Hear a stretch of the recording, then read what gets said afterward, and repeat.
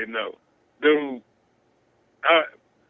in my class of 96, I think we had like 2 openly gay dudes that everybody knew. But my homeboy Greg, his dad had like 3 or 4 of these trailers that, like these concession trailers. And so he used to set them up at different events. And so right when we graduated, they had the Pride event down at Piedmont Park. And so he had a trailer set up out at Piedmont Park. And so we were out there working it, right? Because he was letting us work so we could get money. So we were all about to go to college. So we there working, and we see this dude that we just graduated with just a few weeks ago that we never knew was gay, walking through the park holding hands with this guy. I'm sure you guys were mature about it. Not. Yeah, no, we didn't. I mean, we just sat back and just watched like, damn. Sure you did. At 18 years old, sure you did. we weren't just going to start screaming his name out, nothing like that. Not saying that. But I can assume there were some jokes back and forth. Yeah, we got to laugh at, but it was just like, damn, like, we never saw him with girls. Well, not in that manner, because he was like one of those chorus kind of guys that was, a guy in school choir and all that. Which should have been a dead giveaway. All right. Way to categorize people, Rob. But my overall point was, it's more of them choir directors. You seen them choir directors. It's more of the coaches. Like we talked about a couple of days ago, how Jason Collins called out Tony Dungy, and I know everyone likes Tony Dungy, and people think he is the ultimate, calm spirited coach and all this kind of stuff. But yeah, that whole I wouldn't have drafted Michael Sam either because of the distraction. Yeah, Tony, just tell us because he's not a good football player. That's a safer bet than that. Because what distraction, Tony? Like, by the way, our guy Warren Sapp is being indicted again for stomping his girlfriend out. Yes. One of your guys, Tony. And I've heard. Yeah. I had a buddy that played down there when Sapp was down there, and I've heard stories of how that dude, the proverbial locker room politician, the way he acted. You don't realize Warren Sapp almost killed a guy on the field. Remember that? He cracked back on that offensive lineman from Green Bay, and the dude fell on his hip and ruptured a vessel in his hip and could have died.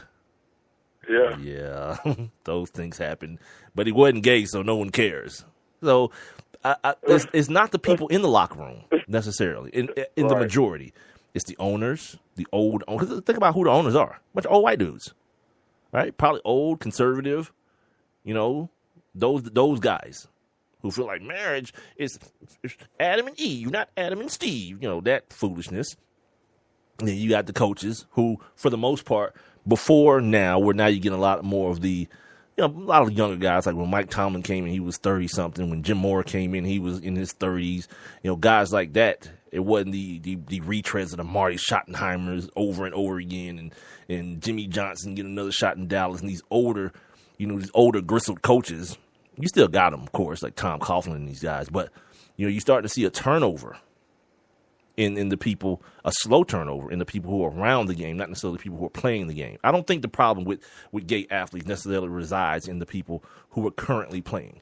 Now, you might have the old idiots like Jamie Dukes who's like, wait a minute, why can't you just make separate showers then? Because, of course, when you played, there were no gay people in the world, especially no gay football players. Wait, by the way, remember the Samoan guy, the first guy we heard that came out? He was all on Pizza Hut commercials and all that stuff. Yeah, that's right around the same era. So if he was there, yeah, he wasn't alone. he wasn't by himself. It's just a foolery, man. So I'm the person who's always like, I'm glad. If anything that I look to millennials for is progression. Progression in the world that I live in. And it's not an easy thing. I played the clip last night from John Oliver, but part of his show was talking about different rules, like rules that people have to kind of get their mind around. Transgender people, a man who is now a woman or identifies as a woman using a women's bathroom, a woman who identifies as a man using the men's bathroom. And he was like, well, it's real simple. And I was like, hold on, man, we got to slow down with all that stuff. With stuff being so simple. It's not. it's relatively new. Now, transgender people aren't new. It's been happening for a while, but the way it's now ingrained in regular society now, it's no more. It's not really a taboo thing anymore, where people have to hide in the shadows anymore. People are out in front with that part of their lives. But even in that sense, where those people have to be, courageous enough to step out and say, this is who I am, there still has to be some patience with other people who don't necessarily understand it fully. You know what I mean? There has to be some a joining of the two sides.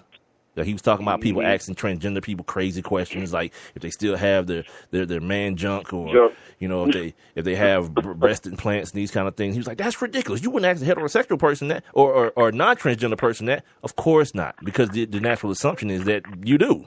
Like if I see a woman walking down the street, I can just assume she has lady junk. If a dude's walking down the street, you can just assume he has man junk. But if it's a dude, if it's a woman who used to be a guy, because we did it with Caitlyn Jenner, remember? The whole time, we were thinking she cut the old twig and berries off. Then we found out later that they were still there. You still got them. You know? And I think it's fair.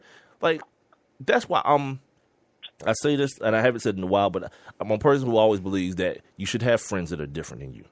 You know? I want to have a gay friend that asks questions. I want to know certain things, but I don't want to offend anybody. I don't want anybody to feel uncomfortable answering questions about themselves, because I want to ask questions earnestly, and two, I want to be an idiot about certain things openly. You know what I mean? Like, things are funny to me. Like, I'm still not the dude that's comfortable seeing another dude kiss another dude. Like, I saw two old dudes kiss the other day on TV when they had that mass wedding, and I was like, that's weird. And it's going to continue to be weird to me. But you know what I want to know? Weird as hell. I want to know if gay people find me kissing my woman weird. Because if they do, guess what? It's just a wash then. You know what I mean? Yeah. Everybody's cool then. Everybody's good. But I'm not just going to assume, gay people don't think that way. Who said? Who's talked to a gay person asking that question? Or are you just assuming they don't? Because they're in the upper fray. They're above all that foolishness. Nah, I've said it before. If you're a dude, gay or straight, you know what you still are? You're a dude. Yep. You're a dude. You know what I mean? You're wired like a dude. So I would assume that some of the same things that are idiotic to me or weird to me on the opposite end of the spectrum are possibly weird to you. They may not be, but I don't know, because I don't have a close gay buddy where I can just be like, hey, dog, if I kiss her right now, do you be like, ugh? Because like, if you kiss him, I'd be like, ugh. But I want to have somebody, I want somebody that can have that because I don't know. I'm not really close with my extended family, so I don't know if we've got people in our family that are gay. I'm not close to who? My extended family, like cousins and all that, aunts and uncles. Nah, it's mainly my mom, my dad, my sister, my niece, my old lady. I don't even hang out with her people. Well, not even. I don't hang out with her people, like my in-laws. Why are you so antisocial, man? Because I am. I keep my circle small, dude. Yeah, I know. I keep my circle small. But that's another story for another time. I'm glad to have one foot in your circle, brother. Oh, yeah. It's like duck, goose around here, cuz. What time is it? Okay, we got like 7 minutes to the break. Good. So I talked about our dude. Well, now my former dude, see? He's already out the circle. Ted Wells, because he may just be an extremely huge douchebag. And I'll tell you guys why. Apparently, what my man has done, and this is going to kill the NFL. A story came out, I don't know if it's today or yesterday, but Troy Vincent, the VP of player, whatever he is, for Roger Goodell and the boys, is like, the Players Association needs to stop wasting all this money suing the league. Wait a minute. They're on a winning streak. Why would they stop now? If anything, you know what you need to do? Tell your boy to stop giving people stupid punishments. Right. For no damn reason. Like, you went from 2 games to life for Ray Rice. You know what I mean? Like, I don't know which one is right, but I do know this. When you initially give somebody 2 games, they're going to take your ass to court and be like, how did he just give me 2 games? And now all of a sudden it's indefinite suspension. Yeah, and the court's going to be like, you're right, Ray. Right. You're right. Overturned. Reinstated. Same thing Adrian Peterson did. Yeah. So you're losing all these cases. Why would anybody stop? yeah, you're an idiot, Troy Vincent, and you're playing puppet for Roger Goodell. And then there's our guy, Theodore Wells is not his name, not Teddy no more. He's out of the clique, dog. Apparently, when he got the scientists to put together that helped him put together this Wells report, he was initially went to Columbia University, right, to be the consultant.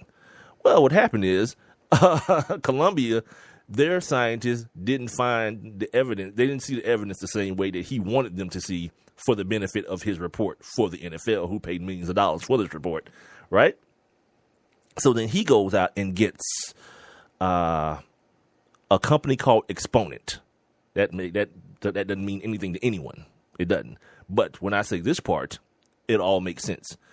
This is the firm that once concluded that secondhand smoke does not cause cancer in exchange for a likely sizable fee from one or more tobacco companies. Now, yeah, the name of the company does not matter. The type of business that they're in does. That's the business that they're in. Yeah. So, yeah, that's douchebag territory. It goes on to say, quote, Exponent's research has come under fire from critics, including engineers, attorneys, and academics who say the company tends to deliver to clients the report they need to mount a public defense, end quote. This is per the Los Angeles Times in 2010. 5 years ago. Yo, your boy Roger's a scumbag, and he got scumbags all around him, Rob. Got to be more careful. Jesus. So, yeah.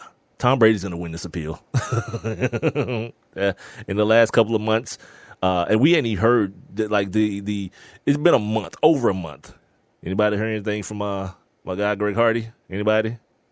Mm-hmm. Bueller? I ain't heard nothing. I'll hang up and listen. I'll take your answer off the air. Yeah, dude. It's getting weird. Like, these dudes they're starting to act like people who know they're going to lose.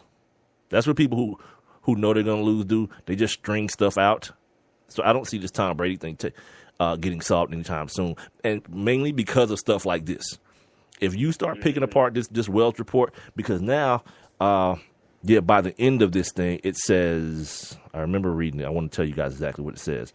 That now, the NFL should release all communications between Wells and Exponent, which is the company, in order to allow the Patriots, Tom Brady, and the media to scrutinize whether Exponent provided an honest and objective analysis to Wells, or whether Exponent gave Wells precisely what Wells was buying.